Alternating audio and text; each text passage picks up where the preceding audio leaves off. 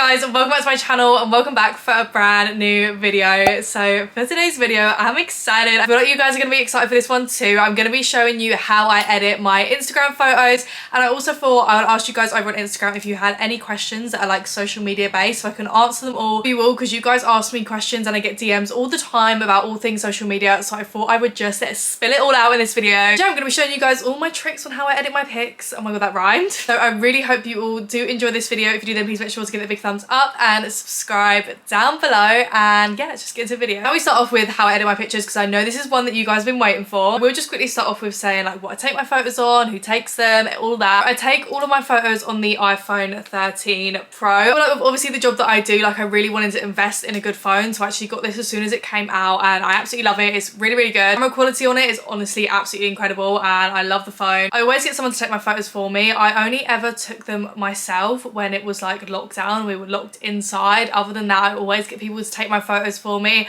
I just can't be dealing with the stress of a tripod, like that stresses me out. You guys see I always go and get content with Daisy. Like when I'm at home, Daisy's usually the person that I regularly get content with. Sometimes my mum will take them for me. If I need to, Cal will take them for me. Like I have a little list. Obviously when I'm with Shan takes my photos. When I'm in knots, me and Talia always go and get content together, or if I need to, sometimes my friends will. I actually have got quite a big range of people that take photos for me. Always very picky with my angles as well. I very much like my photos kind of like straight on, if that makes sense, like holding the phone straight. I'm not a fan of people that hold it with a tilt or like move around. I just literally like it straight on. I see higher up when I have like half body, or just like lower down when I have full body pictures. That's kind of the gist of what I take my photos on and kind of how I take them in a sense. To get to know your angles, because I feel like how I'd like my photos taken is different to how like other people like their photos taken. So yeah, get to know your angles. I mean, it takes time as well. Like I've been doing this for well over a year now and I still like discover like new ways that I like my photos taken. Things that I used to like, I now hate. I pick a photo that I feel like it's kind of easy for you guys to like see on the screen. When I take all my photos, I go through and like heart all the ones I like. So I'm gonna pick this one. This is one that I got at the Tate Museum in London. I'll first upload my photo into Facetune. It's to smooth some skin, like add some detail. So I go in and sort out them bags, because I mean,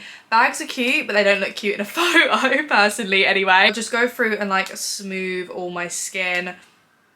And as you can see, I was having a bit of a patchy tan day, which I mean is fine, but I'll go through and like smooth all of that out. Switch between like the smooth and the smoother tool. Then once I'm happy with that, I'll go in with the details tool and like add details to my eyes, my eyebrows and my lips. Depending on the photo, I'll sometimes go in my jaw, but as you guys can see, she's looking sharp on this photo, so I don't need to do that. And I'll also sometimes do my jewelry as well. My editing is very like photo dependent, so sometimes I'll do different things depending on the photo, but that's pretty much what I do every time. I'll just go ahead and save that and put it into Lightroom. So for Lightroom, I pretty much do the same thing every single time. Again, how much and how little I do all depends on the photo. So I always up the contrast, down the highlights, up the shadows, up the whites, and then down the blacks. Colour, I will up the vibrance a little bit, and then depending on how orange I look, I sometimes like tone down the oranges.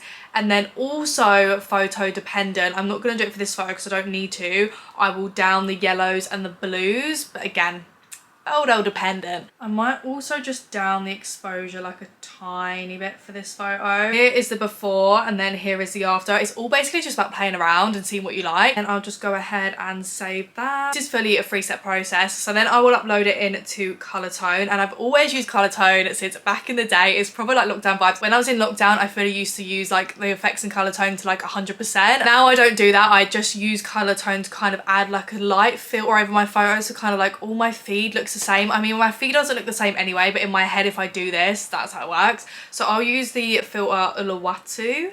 That's kind of like my favorite, but as you can see right now, she's a little bit strong. So most of the time I will literally do it at 10 to 15. Again, photo dependent. I think I'm gonna do 14 today. 14 is kind of like my lucky number, so we're gonna go for that. And then I'll just go ahead and use the sharpen tool. I love this. And then I will go in and use the grain, but I only ever use the grain on 0.02. Just from where I've like smoothed my skin, this kind of just adds like a little bit of a grain so my face doesn't look like proper smooth, if that makes sense. sense? I'll be sitting there thinking, well, that defeats the object of smoothing your skin, but I hope you guys know what I mean, so it's not like completely unnatural. Yeah, that is how I edit my Instagram photos. I don't do masses to my photos, I just like to make myself pop, if that makes sense. So I hope that helps you out of how I edit, but if you do have any more questions, then feel free to pop them in the comments below. I actually haven't even had a look yet at what questions you guys asked, so I'm just gonna have a look over on my story. Okay, I've got a few to get through, so I'm gonna go through as many as I can. First one is, how do you approach the subject of payment brands don't want to pay?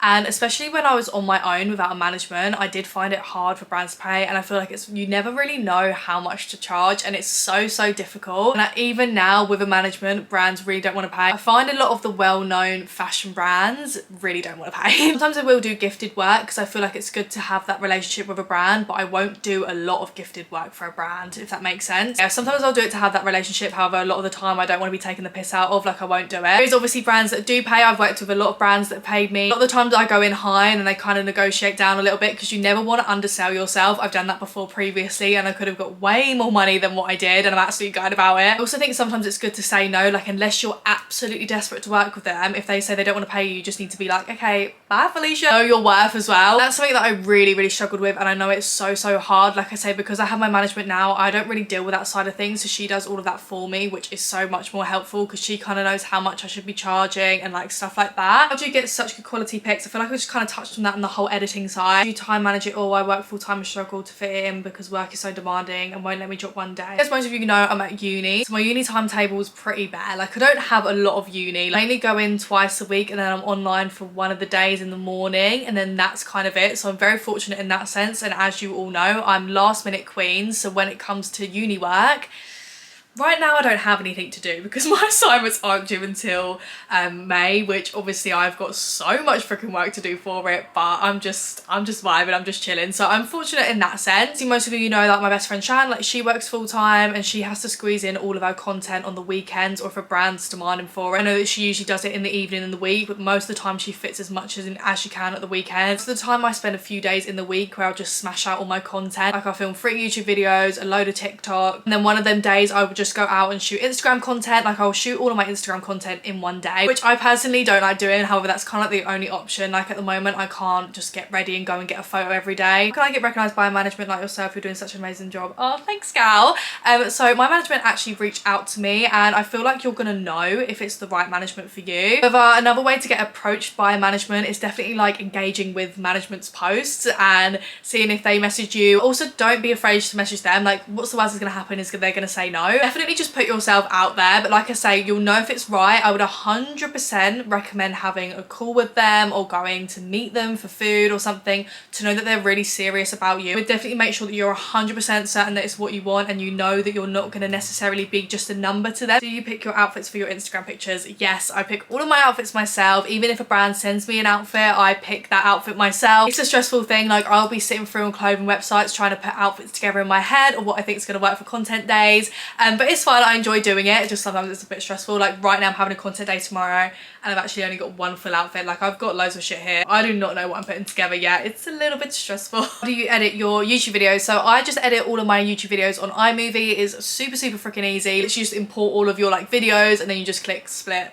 and that's pretty much it. I want to start YouTube but I have no idea where to start. Any tips please? I feel like when starting YouTube you need to kind of find more of like your niche, like what you're really passionate about. So I'm really passionate about clothes and fashion, and from pretty much since I started doing YouTube I've been doing hauls and stuff because that's something that I really enjoy. I feel like you guys love my hauls. I love filming hauls. Definitely find what you're interested in, whether that be like lifestyle content like vlogs or beauty, makeup, like literally anything, fashion, whatever you want to do, and then create a video from that. I think I have like a few practice runs like behind the camera because I feel like it does take a while to get used to. Like if you go back and look at my first YouTube video, there's me thinking I'm used to it, this is freaking easy. Obviously I was just not the vibe. Everyone has to start from somewhere, and don't stress yourself out too much if it's not perfect the first time.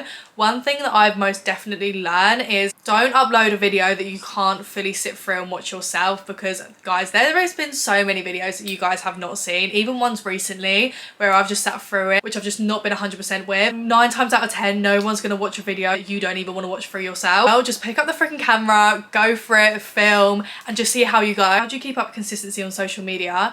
So I get this question quite a lot and I just genuinely love doing this. So being consistent for me isn't necessarily hard, if that makes sense. Like, because this is my job, like I've got to keep on posting content, and like I say, I absolutely love it. It's not even a task for me, and like I want to be consistent and I want to keep growing and I just want to keep putting out content for you guys because it's what I just love to do. Like I say, I do try to film as much as possible. Or if I don't have any TikToks to upload, for example, I will get ready to film my TikTok, or I think of something to film. Having said all that, if I needed a break, I would take a break. I had a few questions on kind of like how to grow your Instagram, how to get collabs and stuff like that. Just what we've spoken about, like being consistent is so important. I've said in my previous videos, I like to post at least 3 Instagram photos a week, keep active every single day on my stories, 2 to 3 TikToks a day at the moment, which has been fun. Been a little bit stressful, but fun.